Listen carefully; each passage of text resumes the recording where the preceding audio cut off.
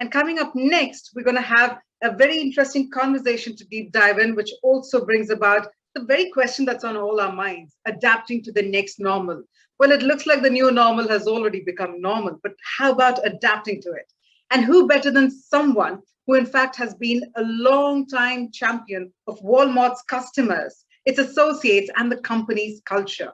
Ladies and gentlemen, we'll be gathering insights from none other than Doug McMillon, President and CEO, Walmart Inc., and spearheading this amazing conversation, we have with us Bodhisatva Ganguli, Executive Editor, The Economic Times. So on that note, let's actually deep dive into this amazing and important conversation. Thank you, Doug, for agreeing to do this, for gracing the, if gracing is the right word, the virtual edition of the GBS. This is, of course, a big event that many of you know we do in Delhi regularly this year, and it started in 2015 and has continued in a physical avatar in 2020, and the last two editions have been digital. Hopefully, a year from now, around the same time, we'll see each other and in physical form in Delhi. If I can just come to my first question, I just wanted to, the impact of COVID-19. I mean, if you just take a quick look back, I'll ask you a few global questions and then shift to India. Has been highly unpredictable and volatile, and obviously there has been an impact on the economy. In the Western economies, there has been a widespread fiscal support, and that has obviously helped the poorer sections of society and has sort of contained the fall in incomes. Less so in countries like India. As far as Walmart is concerned, if my numbers are correct, your revenues were 560 billion. That was about 35 billion more than last year. You also recorded a decent cash flow. But how difficult was it to deal with this whole unprecedented, once in a century kind of event? Well, as with everyone, it was a real challenge. We're very proud of how our team responded, how our frontline associates in particular responded around the world. We operate in 24 different countries, 2.2 million people. And when the first stage started happening, of course, there was a lot of uncertainty. We figured out fairly quickly we had 5 priorities. And the first priority was to keep people safe, those that were working in our stores and our distribution centers, those that were shopping with us. The second priority was to keep the supply chain moving. We wanted to make sure we had product. There was a lot of concern, as you'll remember, in those early days, and just having product available at a good price had a bit of a calming effect. And with people, in many cases, staying home more, they were eating at home, they were entertaining at home, they were educating at home, they needed things. And so that supply chain was critical. Our third priority began to emerge quickly, which was to help others. We were going to have cash flow. We were going to be open. There were a lot of people needing employment, and we needed to hire because we had higher volumes going through our system. We hired bartenders and other people from restaurants, people from all walks of life around the world, and helped many of them with temporary employment until their businesses opened again. The fourth priority for us was to manage the business during a crisis and not run into issues with inventory or cash flow or things like that.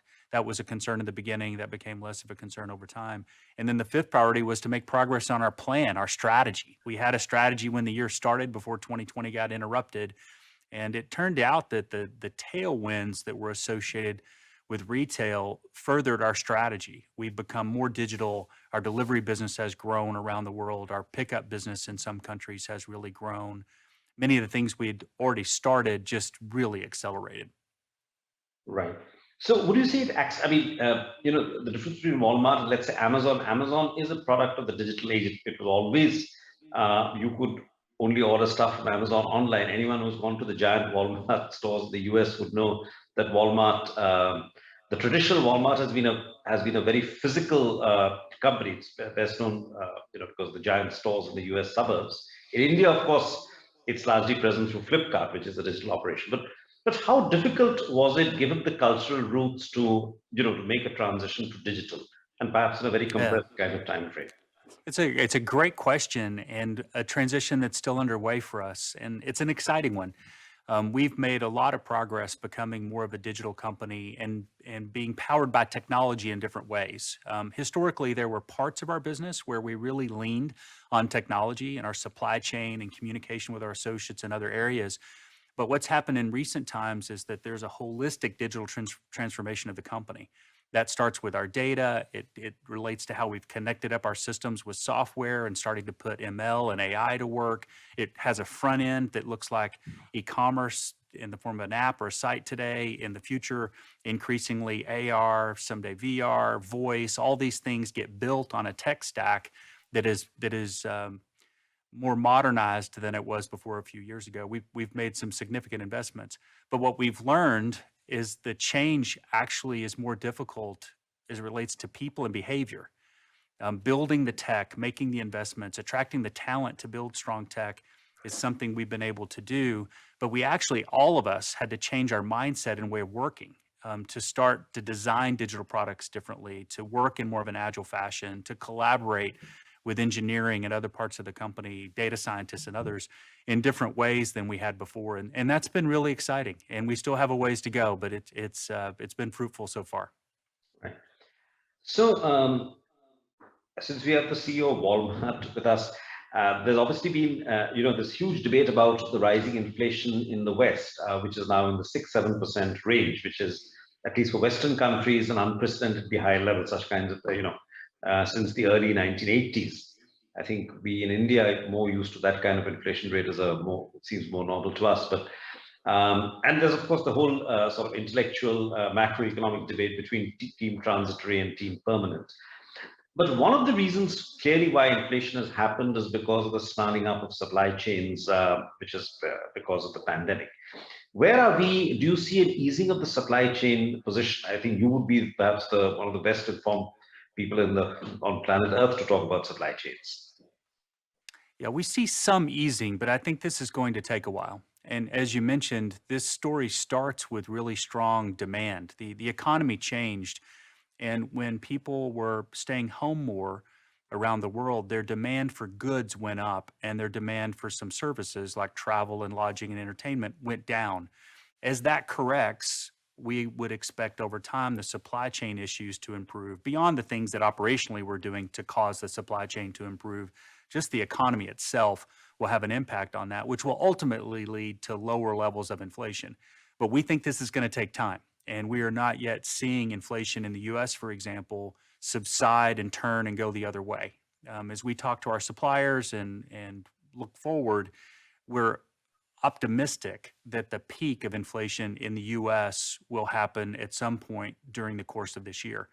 But as you mentioned, inflation is not a stranger around the world. We do business in South America and places like Argentina and Brazil historically, and Mexico and other places. We're very familiar with what inflation can do, and we try to work against the impact of inflation as it relates to what it causes for our customers.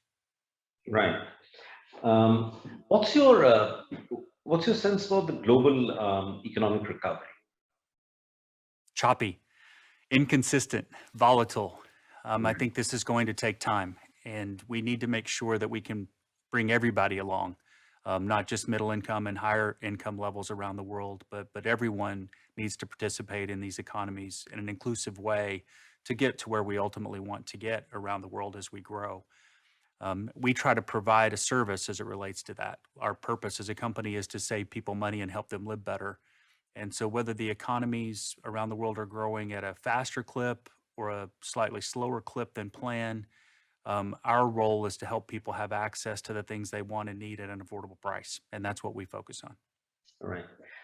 So, we talked about supply chain. One of the, and this may have been because of geopolitical tensions and between the US and China primarily, supply chains seem set to fragment, around the world. Obviously, the events of the last few days with regard to Ukraine would only accentuate such trends. How does that affect a company like Walmart? Are the 30 years of globalization, global integration, relatively integrated supply chains, is that coming to an end, or at least moderating? And how does a company like yours adapt to that? Yeah, the supply chain's definitely global, and I think it will remain that way and should remain that way to a degree. In the U.S., 2/3 of what we sell, we buy from the U.S. It's either made or grown here in the United States. That other third comes from China, India, Canada, Mexico, and then a list of other countries. Those are the prominent ones in the mix. Around the world, that 2/3 number is actually higher. Like we will buy a larger percentage of the goods we sell in India. And that's true of every other country that we operate in beyond the US, primarily because we're selling in those countries, with the exception of India, food items. So that drives that number up. You buy a lot more locally when you're buying and selling food. In the case of how things are changing, our goal is to buy locally as much as possible. We would like to buy more goods in the United States to sell in the United States. We'd like to buy more goods in India to sell in India. And then for those items where we need a global supply chain, we'll buy goods from China, India, and other countries. In India in particular, we set a goal to purchase at least $10 billion annually out of India for export by 2027. We made that a public goal recently. And we're excited about working with businesses in India to not only sell things in India, but to export to the United States and other countries around the world. We think that would help us create value for customers, help us with our supply chain diversification, and also send another signal to the people of India that we want people in that country to prosper. So, globally, Walmart has been providing related services, healthcare, advertising, financial services. Where are you on that journey? Yes, as we were discussing a minute ago, the digital transformation unlocks opportunities. And in many of our countries, we've got an opportunity to help with healthcare. As I travel around the world, I don't find very many people that are satisfied with their healthcare services in their country.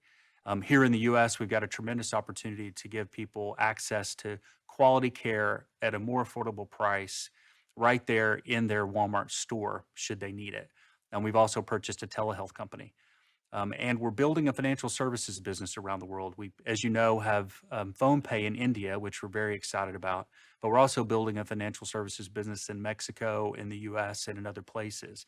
And there's a bit of a flywheel, a strategic flywheel that we're building together that starts with selling products, things that people want and need, moves to services, and those services can include healthcare services and financial services, which ultimately cause our customers, we think of families in particular, to have a more holistic relationship with our company and to access value of products and services in a broader fashion and actually change the business model of the company. Walmart, if you were to look at us a few years ago, the vast majority of the profitability of the company was driven just by buying and selling merchandise. That's what we grew up doing. If you look at the composition of both top line and bottom line today, the shape is changing. We shared in our last earnings result that we've now crossed the $2 billion threshold in advertising income. That's just one example. Right. Not sure that's great news for us, but yeah, I mean, who would have thought Walmart becoming an advertising company?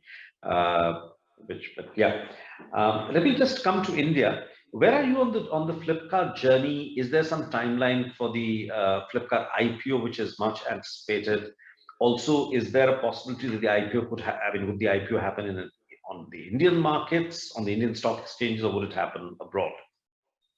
Yeah, unfortunately, I don't get to share an update on timing or that specific answer today. We're not quite ready to talk about it. But we are very pleased with the investment that we made in Flipkart and in Phonepay. And we, from the beginning, have felt like an IPO would be an appropriate step at some point.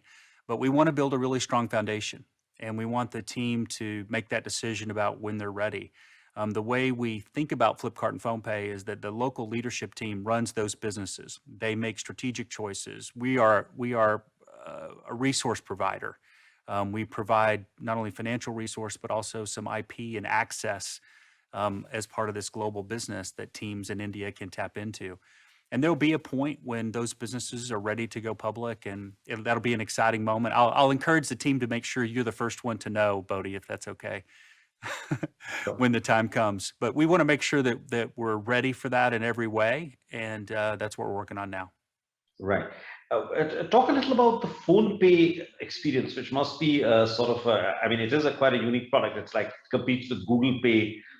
In fact, I think it's now, I don't know whether it's overtaking Google Pay in India, but it's probably a strong number two. Talk a little about the Phonepay experience, because it is quite unique, I suppose, for Walmart worldwide. Yeah. PhonePay recently shared that they've digitized 25 million Karanas.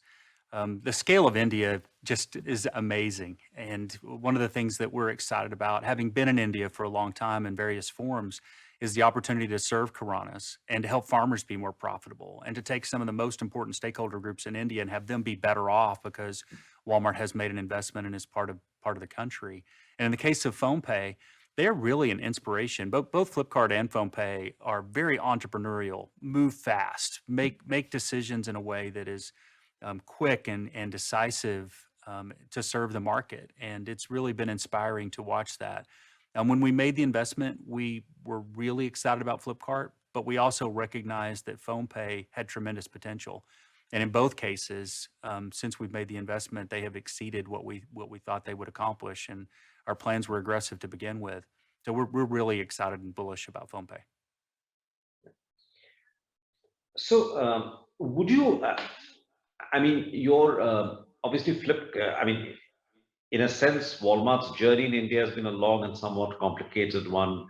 From a regulatory perspective, you started with the back end, the B2B stores and so on, and there was, of course, this long political debate in India as to whether Walmart shops should be set up, and whether that's a good thing or a bad thing, and so on and so forth.